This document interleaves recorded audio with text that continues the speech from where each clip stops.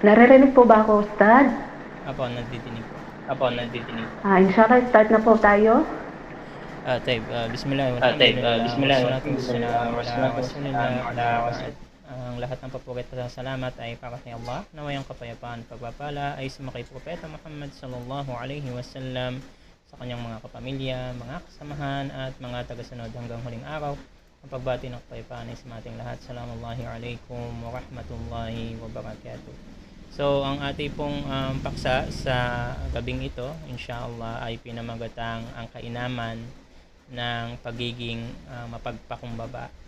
So, sa ating paksa, inshallah, tatalakayin natin yung kahulugan ng pagpapakumbaba, ano yung katotohanan ng paniniwala ng Islam ukol dito, ano yung sinabi ng Propeta Muhammad sallallahu alaihi wasallam ukol dito at ng iba pang mga ulama, at ano yung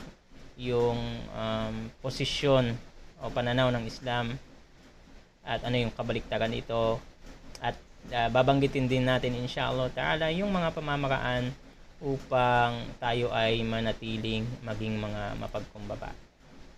So ano ba yung kahulugan ng tawadu, yung tinatawag sa Arabic na tawadu? Pagka ni-research natin sa English, humble, ibig sabihin ay a modest or low view of one's own importance. Sa Arabic, huwa ridal insan bimanzilat duna ma yastahiqqu fadlu. So ito yung pagtanggap mo sa kung ano yung kalagayan mo nang walang pagmamataas. Nang tinanong si Ibn al-Mubarak, isa sa mga ulama ng salaf, ukol sa pagpapakumbaba, kanyang sinabi, sabi niya, ra'su tawadu an tad'a nafsaka 'inda man huwa dunak fi ni'mati ad-dunya hatta tu'limhu anna laysa laka bidunyaka 'alayhi fadl. Sabi niya, ang isa sa mga pundasyon ng pagiging mapagkumbaba ay yung ilagay mo ang iyong sarili sa mas mababa sa posisyon ng mas mababa sa iyo dito sa mundo, upang malaman niya at maintindihan niya na wala kang kainaman sa kanya.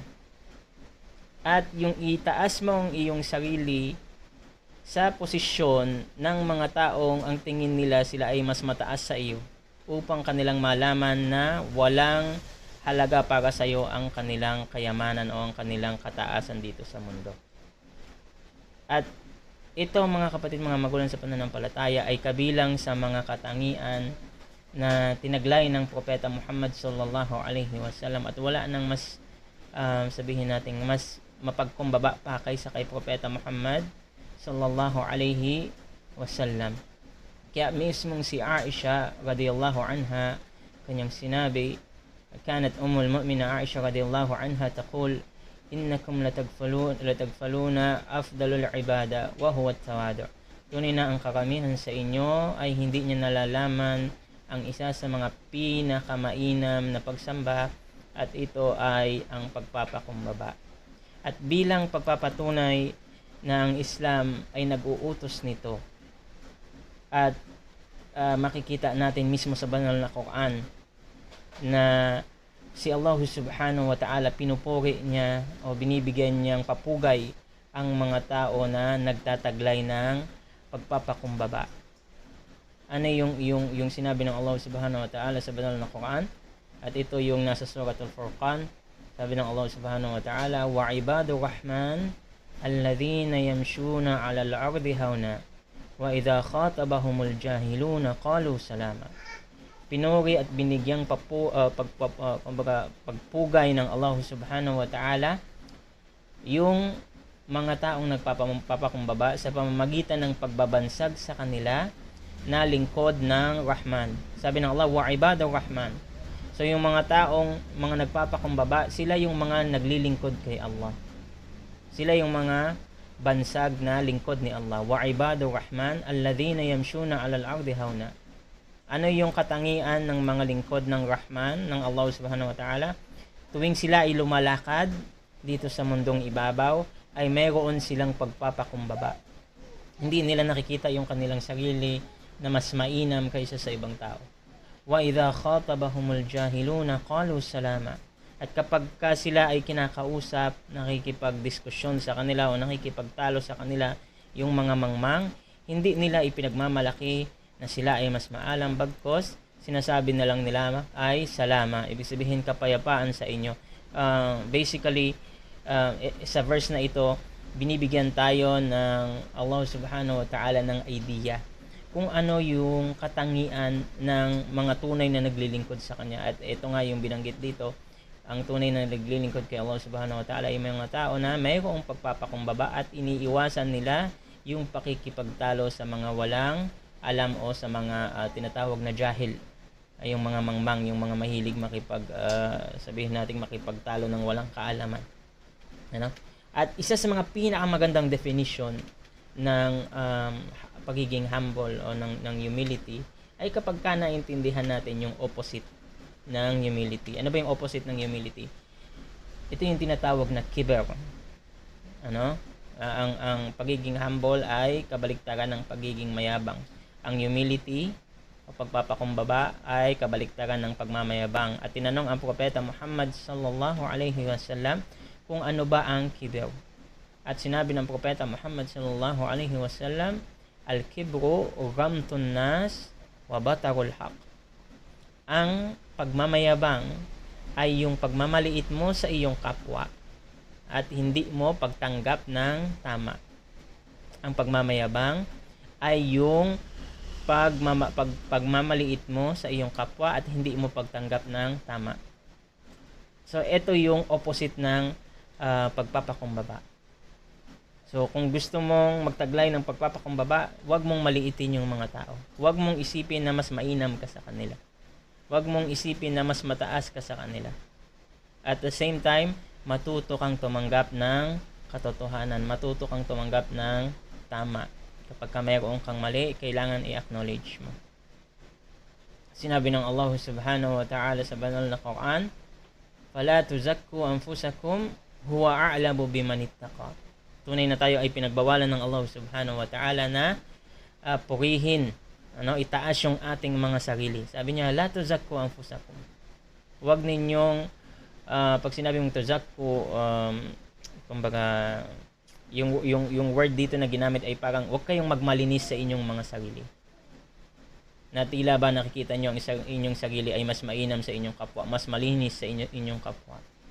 At napakadaming mga Muslim ang nahuhulog dito. Minsan hindi naman siguro sa intention nila at minsan nadadala din sila ng kanilang iman, pero minsan ito nga yung problema. Umaabot sila sa punto na kung saan sila na lang palagi yung tama. Sila na lang yung palaging mayroong pagnanais na maging mabuti ang kalagayan ng mga Muslim at ng Islam. Yung sobrang pagkabilib sa sarili, ito yung pinakatamang term. Huwag kayong mabilib sa inyong mga sarili. Tunay na si Allah subhanahu wa ta'ala ang mas nakakakilala sa kanila na mayroong takot sa Kanya. At sinabi rin ng Allah subhanahu wa ta'ala sa banal na Quran na ang kabilang buhay, yung paraiso, yan ay hinanda para sa mga taong mayroong pagpapakumbaba.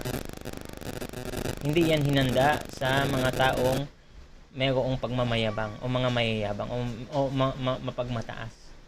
Anong sinabi ng Allah subhanahu wa ta'ala? "Tilka ad-darul akhirah naj'aluha lilladhina la yuriduna 'uluwan fil ardi wala fasada."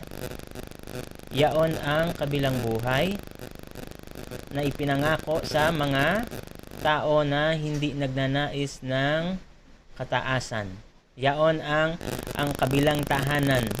Ibig sabihin dito yung kabilang buhay, yung paraiso na hinanda para sa kanila na mga hindi nagnanais ng pagmamalaki o ng kataasan dito sa mundo at kasiraan. At tunay na para sa mga may takot kay Allah subhanahu wa ta'ala ang kabilang buhay.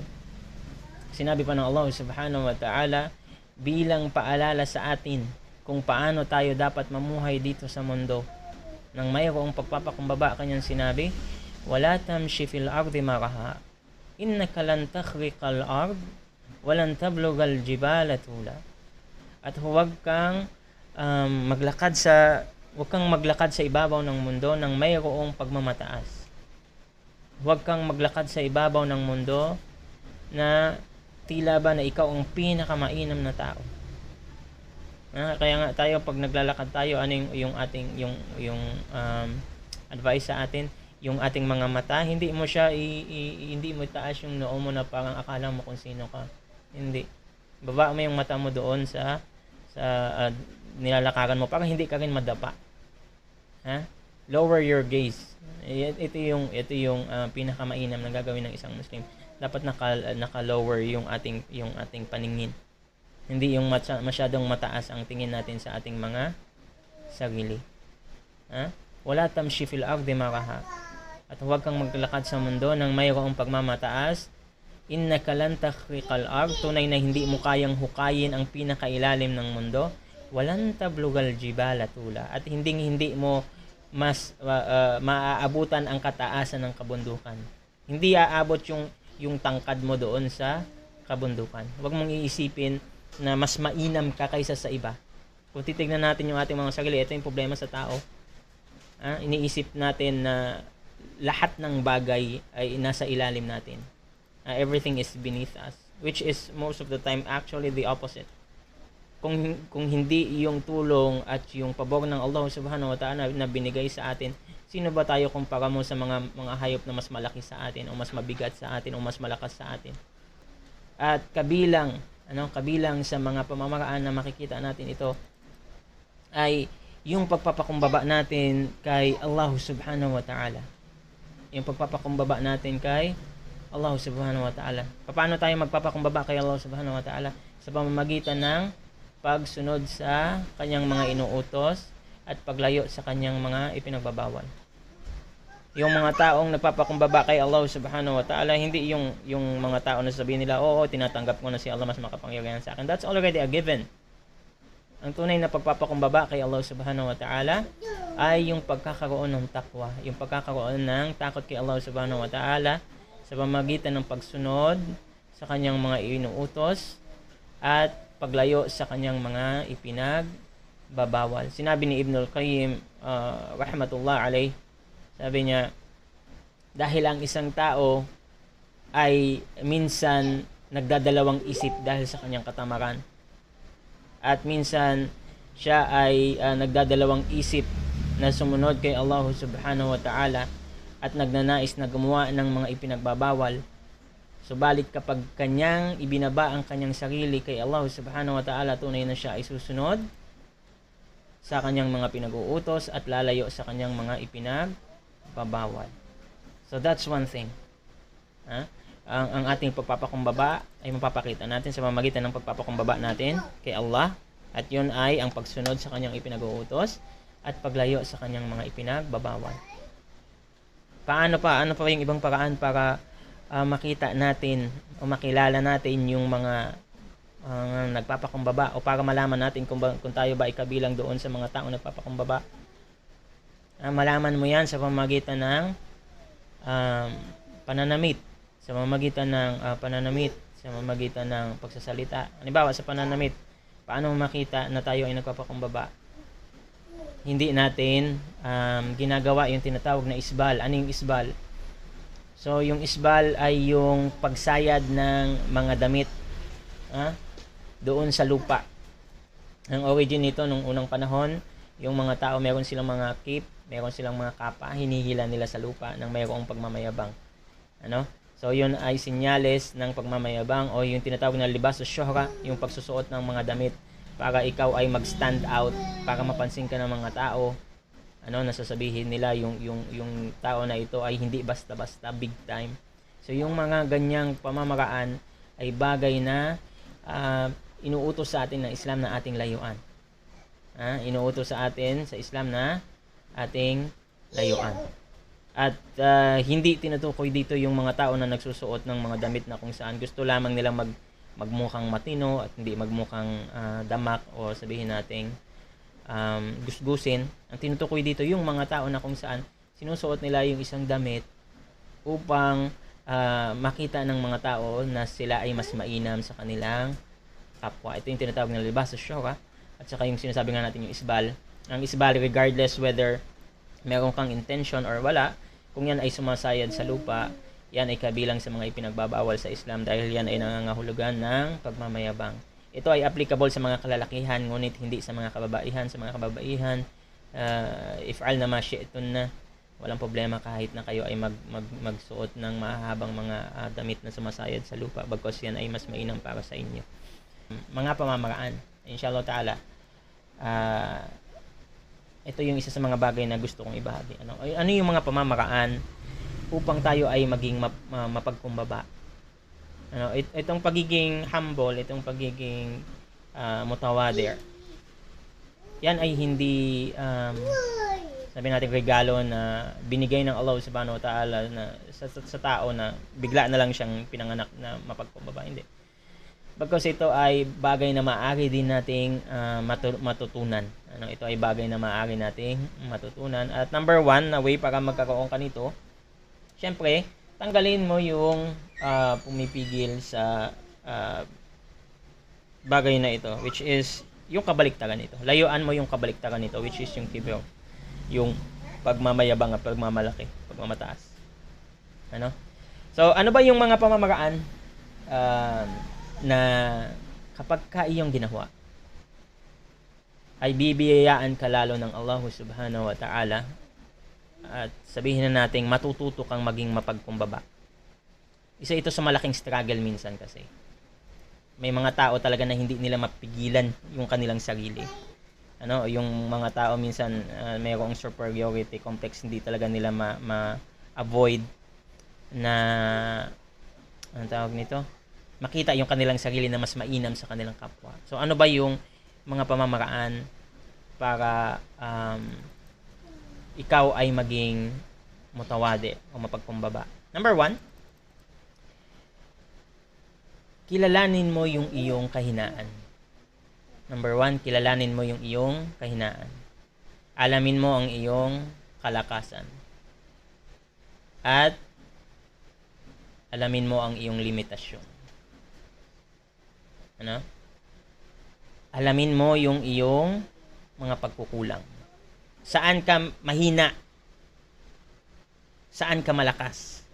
Ano yung mga bagay na alam mo? Ano yung mga bagay na hindi mo alam? Maging self-aware ka. At huwag kang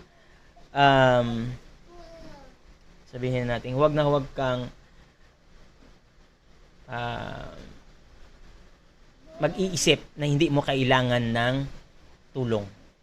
Doon sa mga bagay na mayroon kang limitasyon, i-admit mo na mayroon kang limitasyon. Basically, that's my point. Kapag kakailangan mo ng tulong, huwag mo ipilit. Huwag mo sabihin, kaya ko to. Madali lang to. Hingi ka ng tulong kay Allah subhanahu wa ta'ala. Pag hindi mo kaya, number 1, hingi ka ng tulong kay Allah subhanahu wa ta'ala. Wasta'inu bis-sabri was-salah. Sabi ng Allah subhanahu wa ta'ala, humingi ka ng tulong sa pamamagitan ng pagtitiis at pagdarasal. Ito yung dahilan kung bakit mayroong mga dua. Bakit mayroong mga dua sa umaga, sa gabi? Ano yung mga doon sa Hisnul Muslim na mga dua na makakatulong sa iyo sa mga bagay na hindi mo na-accomplish para ma-accomplish mo? Bakit mayroong istikhara? Hindi ka sigurado, nagdadalawang isip ka, hindi ka confident sa lakas mo, sa katalinuhan mo. Istikhara ka. Dua ka kay Allah subhanahu wa ta'ala. Tatandaan mo na mayroong palaging makakatulong sa iyo. Hindi mo kailangan angkinin ng lahat. Isa sa mga kamalian ng karamihan sa atin, hindi nila alam yung kanilang limitation. Hindi nila alam yung kanilang shortcomings. So kahit na hindi na alam, sige pa din. Sige lang ng sige. Kahit hindi alam. Hindi sila marunong magsabi ng Allahu Ta'ala a'lam. Kasi sa atin, kapag hindi mo alam, sabihin mo, si Allah ang nakakaalam, hindi ko alam. May mga tao hindi gid sila hindi talaga sila titigil na magbigay ng kaalaman kahit sa mga bagay na hindi nila alam. Fas'alu ahla dhikri in kuntum la ta'lamun. Tanong niyo sa mga taong nakakaalam kung hindi ninyo nalalaman. Yung mga bagay na na hindi mo kabisado o yung mga bagay na hindi ka sigurado, huwag mo ipilit na sabihin mo alam mo. Kapag nag-uusap ang mga ulama, huwag mong isipin na kasama ka sa kanila kung hindi ka naman ang ulama. Pag nagbibigay ng hukom yung isang tao na nakapag-aral, lalong-lalo na kung yung napag-aralan niya mas mataas sa napag-aralan mo, makinig ka. Huwag mong isipin na yung kaalaman niya ay kaparehas ng kaalaman mo. Again, know your strength. Know your limitations. Know your shortcomings. Kasi magiging aware ka ngayon. Kung alam mo kung ano yung bagay na hindi mo alam, malalaman mo ngayon kung ano yung mga bagay na dapat mong alamin. And again, yung paghingi ng tulong, paghingi ng kasagutan sa mga katanungan na hindi mo nalalaman, yan ay hindi kahihiyan. Bagkos yan ay patunay na patunay na ikaw ay nagsasaliksik ng katotohanan. Ha? Kaya nga yung kabaliktaran ng kiber, ano yung kabaliktaran ang kabaliktaran ng pagpapakumbaba ay yung kiber, yung pagmamataas. Ano yung pagmamataas? Pagmamaliit mo sa mga tao at pagtanggi mo sa katotohanan. Pagtanggi mo sa katotohanan. So again, number 1, alamin mo kung ano yung mga bagay na meron kang pagkukulang. Alamin mo yung mga bagay na hindi mo alam. Sa mga bagay na to kaya kong sagutin, pero sa ganitong bagay medyo hindi ko alam. Itanong ko doon sa ustad ko, itanong ko doon sa sheikh ko, mag-research ako, search ko sa Google, search ko sa ganito kung saan ka man makakakita ng kasagutan mo. At least hindi ka magpanggap na nalalaman mo yung bagay na hindi mo nalalaman. Para magkaroon ka ng pagpapakumbaba. I-recognize mo, alamin mo na mayroong mga tao na mas mainam kaysa sa iyo. Wa fawqa kulli dhi ilmin alim. Sabi ng Allah Subhanahu wa Ta'ala, sa lahat ng mga may kaalaman ay mayroong pang mas maalam kaysa sa kanila. Si Allah Subhanahu wa Ta'ala, and of course, it is also applicable to us human beings. Mayroon laging mas maalam. Hindi pwedeng wala. Know that there are always someone who is better. Nung graduate ako ng Baguio, again, I'm gonna admit this. Naive ako, inosente sa mundo, 18 years old. Kaka-graduate ko lang ng Baguio. Tapos nagsasalita ako, tinadhana ng Allah Subhanahu wa Ta'ala na kapag nagsasalita ako, mayroong mga naantig ang damdamin. At lumaki yung ulo ko nung time na yon. And inisip ko, sabi ko, dami kong alam. Kasi yung Arabic ko mas maganda sa Arabic nila. Kasi kaya kong magbigay ng salita na hindi kayang magantig ng damdamin ng iba. And then natanggap ako sa Islamic University sa Medina. Pagdating ko sa Medina, nahiya ako. Nahiya ako, doon ko na-realize, subhanallahil azim. Yung kaalaman na meron ako 2 years, hindi aabot ng kulangot sa kaalaman na meron sila. Merong mga 7 years old, 5 years old na mas maalam kaysa sa akin pagdating sa dami ng kaalaman. Ay, hindi niyo na kailangang pumunta dito sa Saudi Arabia. Kahit tignan ninyo yung kaalaman ng mga tao na meron dito sa Pilipinas. Ako, ina-admit ko to. Nung nakita ko yung mga tao nung nandoon na ako sa Saudi Arabia, doon ko sila nakilala, inobserve ko yung mga tao, na-realize ko, sabi ko, subhanallah, walang-wala ako, ikumpara mo ako sa kaalaman na meron kay Sheikh Fahad Haris, isa sa mga kilala sa napakatalinong scholar na tausog. Si Sheikh Fahad Haris, kung hindi nyo pa naririnig, kung meron kayong maginig or mabasa na meron siyang seminar or lecture, try ninyo pakinggan. Subhanallah al-azim. Babanggitin niya sa inyo kung sakaling magtatanong kayo sa kanya, banggitin niya sa inyo kung ano yung book, kung ano yung page, kung anong paragraph doon sinabi ng author. And I have seen this man, kumbaga nakita ko yung effort ng tao na ito para makuha yung kaalaman na yun. Hindi pa siya nagiging estudyante sa Jamia Islamia, sa Islamic University. Ginugugol niya na lahat ng kanyang kakayanan para lang makapagsaliksik ng kaalaman kahit nung siya ay nagtatrabaho pa lang sa Saudi Arabia. Yung bagay na iniisip ninyo na maalam na ako sa Islam kasi napag-aralan ko yung Usulul Thalatha, napag-aralan ko yung Nawaqidul Islam, napag-aralan ko yung Sharhul yung Al-Muqni'. may mga tao, may mga ulama na kung saan, katulad ng sinabi ko, katulad ng Sheikh Fahad, kabisado nila yung usul thalatha, yung lahat ng mga banggit kita, yung mga nabanggit natin mga kutub, yung Kitab at-Tauhid, yung Aqidatul Wasitiyah, kabisado nila yung book na yan, pati yung explanation kabisado nila. And these are people na sasabihin natin na katulad din natin. Ang kaibahan lang, gumugol sila ng oras, gumugol sila ng effort, at sabihin na natin na yung kanilang pagnanais sa kabutihan ay mas malakas kaysa sa pagnanais natin. Pagdating sa katapangan, tignan niyo si Sheikh Muhammad Atta. Sheikh Muhammad Atta Ibrahim. Hindi man lahat mag-agree sa kanyang sinasabi o sa kanyang pamamaraan, pero tignan ninyo kung gaano siya consistent siya sa kanyang stand. Hindi katulad ng iba, minsan okay, minsan mahigpit. Sa kanya, sabihin natin, consistent. Kung tama, diretso tama, bahala na kung sino yung tamaan. Pag makita ninyo, pagdating sa delivery ng mga reminders ng khutbah, hindi nyo pa siguro masyado narinig, pero suggest ko sa inyo, try nyo si Sheikh Harun Guro. Harun Guro, isa sa mga sabihin nating seniors ko sa Baguio and graduate din ng Islamic University. Napakagaling na mashallah. Napakagaling na nagsisermon, nagkukhutbah. Marami siyang techniques sa pagde-deliver ng information. Pag nagbibigay siya ng detalye sa isang kwento, napakaganda.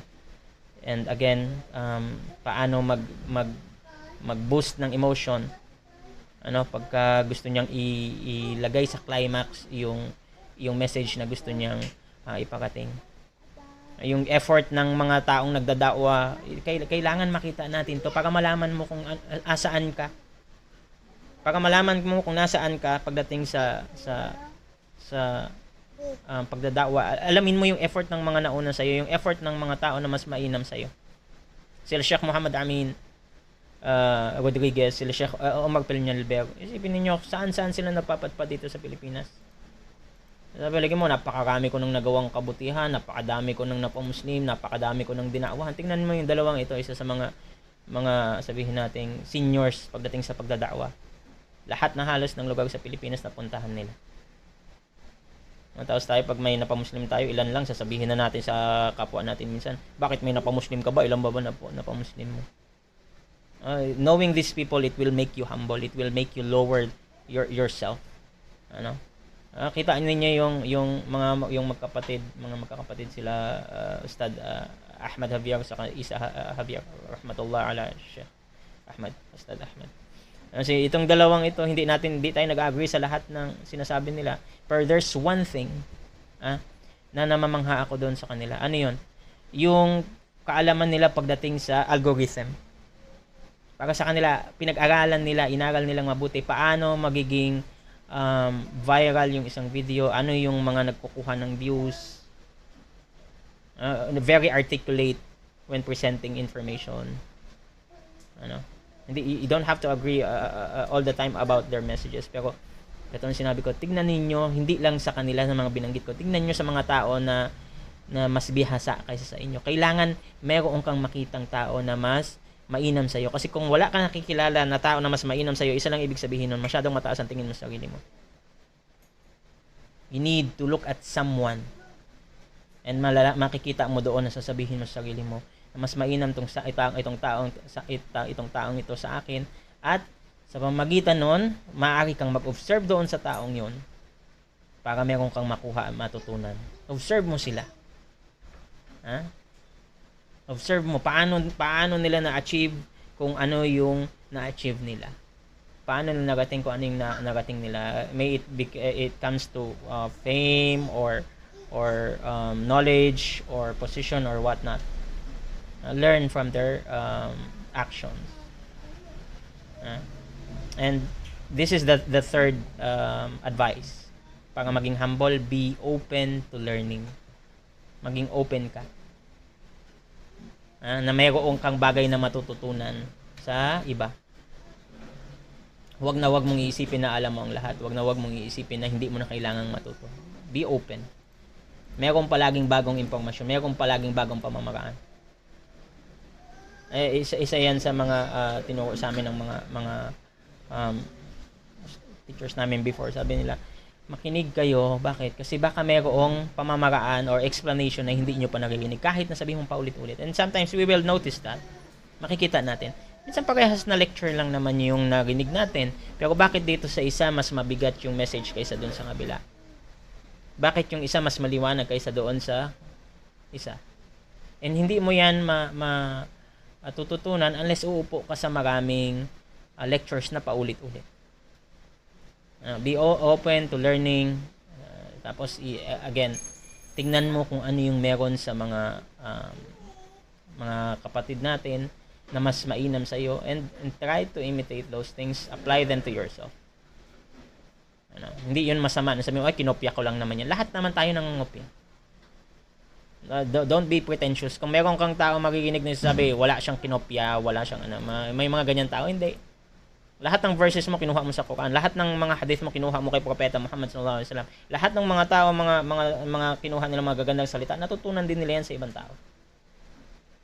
Ta'allam falaysa al-mar'u yuladu aliman. Mag-aral tayo, saliksik tayo ng kaalaman dahil walang taong pinanganak na maalam. May isang tula,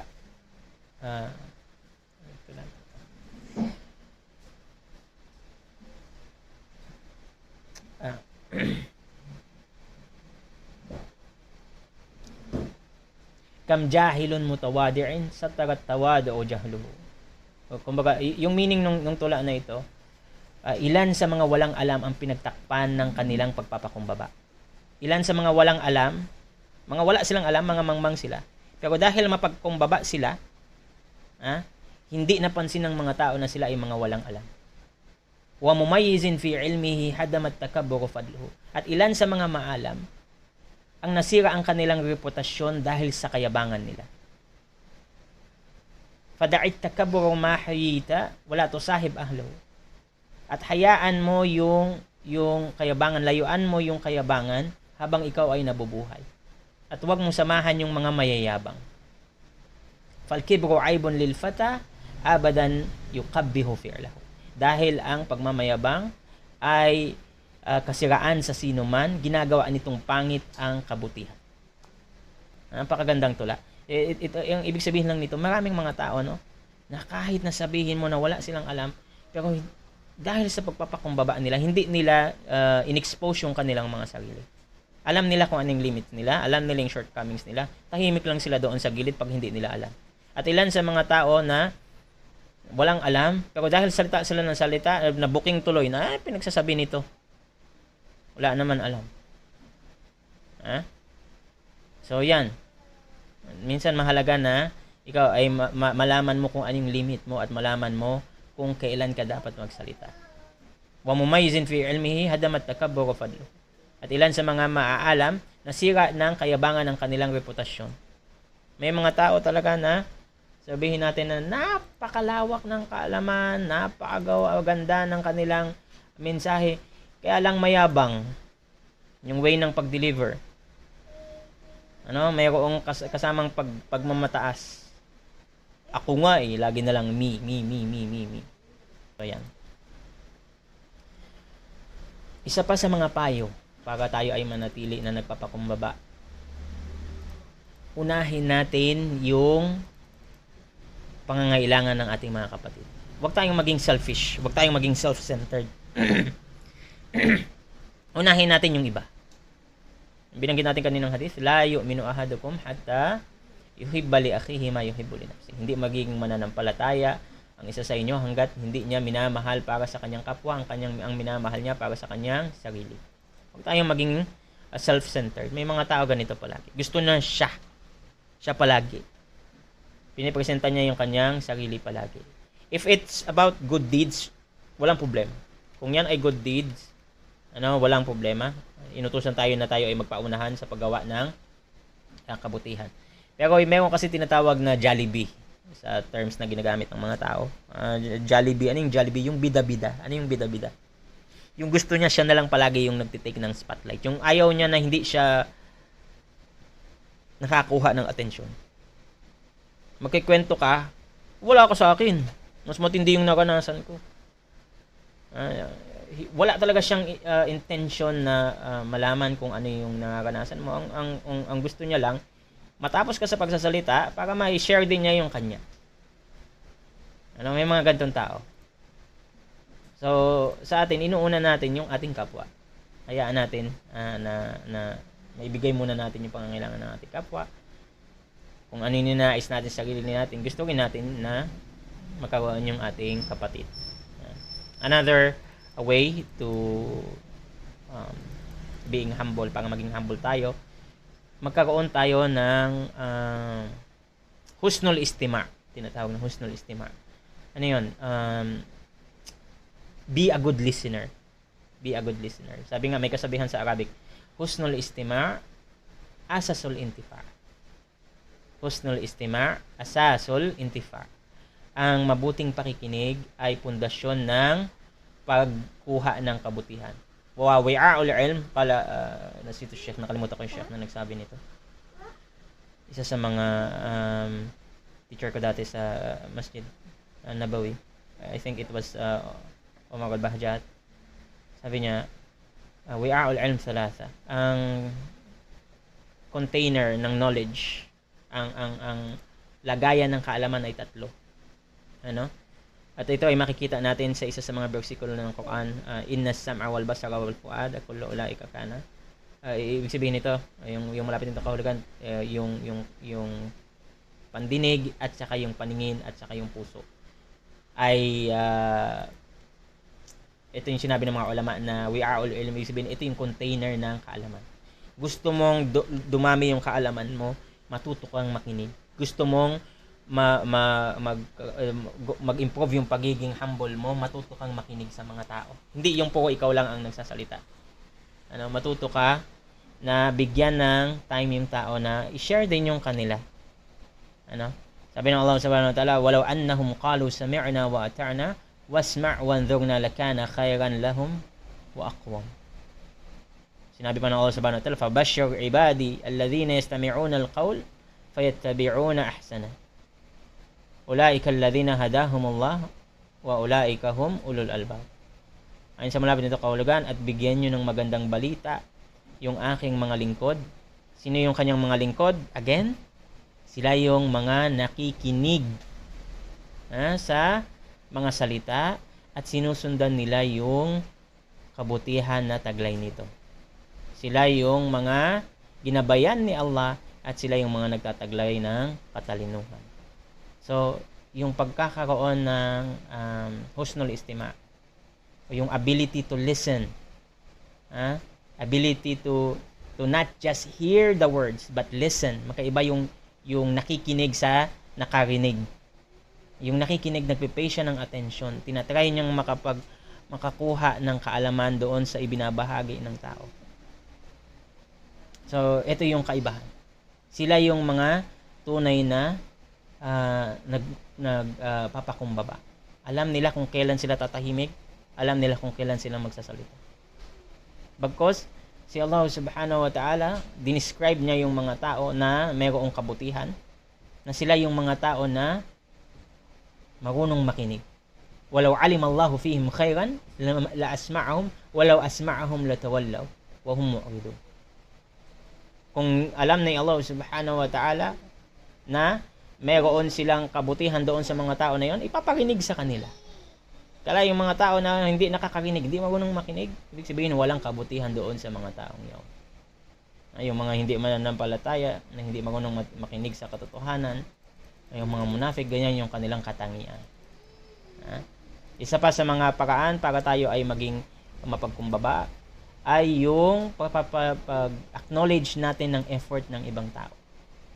Yung pasasalamat natin sa mga tao. Pasasalamat natin sa mga tao. Unang-una kay Allah subhanahu wa ta'ala, pagkatapos sa mga tao. At meron ng hadith, la yashkurillah man la yashkurin nas. Hindi nagpapasalamat kay Allah subhanahu wa ta'ala ang hindi marunong magpasalamat sa mga tao. Yung pag-acknowledge mo na merong kabutihang ginawa sa iyo yung tao ay bagay na sasabihin ko sa iyo magdudulot ng pagmamahal din ng tao sa iyo. Pagsabi mo lang ng jazakallahu khairan, thank you, shukran, Sa atin sa Pilipinas, kahit nga wala nang thank you, thumbs up lang, that already express our gratitude. I-acknowledge natin palagi yung ginagawa ng mga tao. They will feel better kung ating ina-acknowledge yung kanilang ginagawa. At binanggit nga natin last week na kabilang nga sa mga pag-uugali na pangit na tataglay ng isang babae ay yung hindi pagpapasalamat at hindi pag-acknowledge ng mga bagay na ginagawa sa kanila na kabutihan ng ibang tao. So inshallah ta'ala lalayuan natin yan.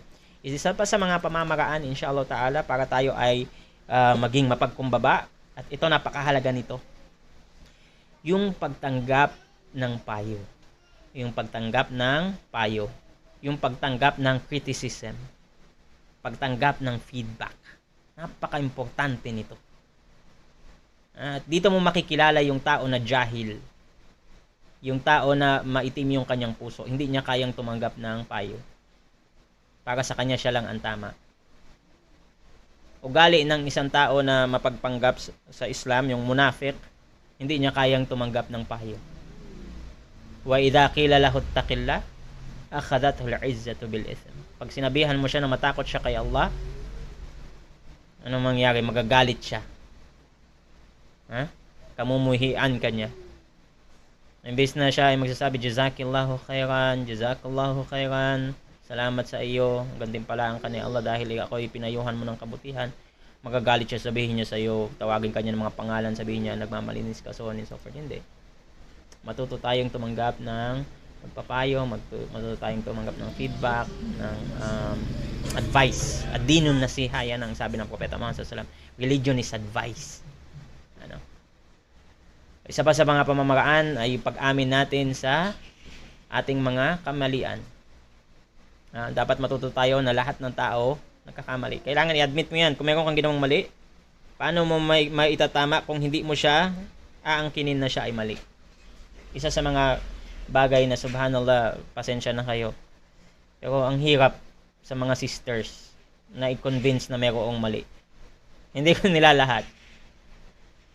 Kasi daw nga, yung mga babae daw, tama, tapos yung mga lalaki, male. Pag tinagalag mo, mali. Sa buhay mag-asawa, ang hirap. Hindi ko sinasabing based on my experience, Hindi. Kaya lang, ang hirap lang kasi. Base sa mga naririnig natin. Okay? And again, yung pag-acknowledge sa kamalian, yan ang pinaka-first step sa tauba, sa mga nag-aral ng kondisyon ng tauba. Al-i'tiraf bidh-dhanb. Pag-amin mo na mayroon kang mali. Paano ka patawarin ng Allah kung hindi mo aminin na mayroon kang mali? Paano mo maitama yung kamalian kung hindi mo siya i-acknowledge as a mistake? And tanggapin mo lahat tayo ay nagkakamali, at pinakamainam sa nagkakamali ay yung nagbabalik loob. Pinakahuli, inshallah ta'ala, be open to change. Be open to change. Change is constant. Sabi nga nila, change is constant. Laging magkakaroon ng pagbabago. Hindi all the time ay andyan yung bagay na nakasanayan mo. Mayroong pagbabago na mangyayari. Sa panahon, may magbabago. Sa sitwasyon mo, magbabago. Minsan ikaw ay nasa marangya ang buhay mo. Tapos biglaan na lang makakaranas ka ng kahirapan. Minsan mayroon kang kalusugan, tapos makakaranas ka ng sakit. Alhamdulillah, kompleto ang pamilya, makakaranas ka ng kawalan ng mahal sa buhay. Tilkal ayyamu nadawiluha bainan nas, sabi ng Allah. Iyan yung mga araw na pinagpapalit-palit namin sa mga tao. Minsan nasa ibabaw, minsan nasa taas. Kailangan tanggapin mo yan. Kung naiintindihan mo yung bagay na yan, na anytime, pwedeng baguhin ni Allah subhanahu wa ta'ala ang sitwasyon mo, mananatili kang mapagpakumbaba. Kasi alam mo na hindi mo hawak ang tadhana mo. Change is constant. At walang ibang may hawak nito maliban kay Allah subhanahu wa ta'ala. Siya lang may hawak ng panahon. Siya lang may hawak ng sitwasyon. Lahat. Ano sinasabi natin? La hawla wala quwwata illa billah. Walang pagbabago, walang lakas, kapangyarihan, walang kahit anong bagay na mangyayari liban sa kay pahintulutan ni Allah subhanahu wa ta'ala. So, sa pamamagitan nito, inshallah ta'ala, tayo ay pwede tayong matutong maging mapagkumbaba. Kung hindi pa tayo humble, pwede tayong matuto, inshallah ta'ala. At kung ikaw naman ay humble na, tanungin mo yung sarili mo, bakit mo iniisip na humble ka? Isa sa mga palatandaan yan na hindi ka humble. Kung iniisip mo humble ka, isa sa palatandaan na hindi ka humble. Again, malaman mo na humble ka kung hindi mo palagi nakikita yung sarili mo doon sa bagay na kapuri-puri. So, yan yung mga payo natin, inshallah ta'ala, na may meron kayo napulot ng kabutihan. Sa lahat ng may mga paglilinaw, gusto nyo akong itama, kung meron man akong wrong information na i-share, inshallah ta'ala, mas maganda gawin natin habang nandito ako kaysa naman alam nyo na, pag-usapan ninyo na kayo-kayo lang, tapos meron na pala tayong misunderstanding. Kasi ito sa mahirap sa online. I really I'm not good with online lectures. Kasi nga, mas sanay ako sa harapan dahil kung may tanong, sasagot ko kagad. Kung meron akong pagkakamali, na itatama ko kagad. So, I'm giving you this opportunity, inshallah ta'ala. Sa may mga katanungan, pwede kayong magtanong. Kung wala naman, assalamu alaikum wa rahmatullahi wa barakatuh.